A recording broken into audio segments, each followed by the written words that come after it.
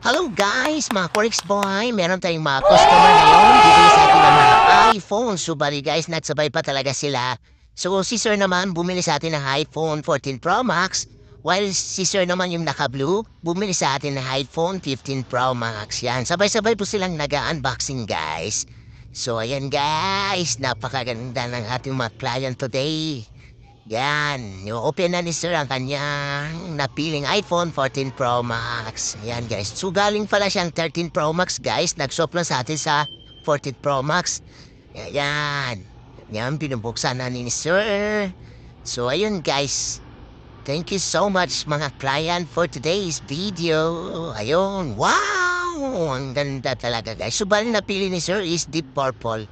So ito naman ang napili ni Sir na naka-blue is black titanium. So yun lamang guys. So maraming salamat sa mga customer natin ngayon for today's video. Maraming salamat mga Rick's Boy.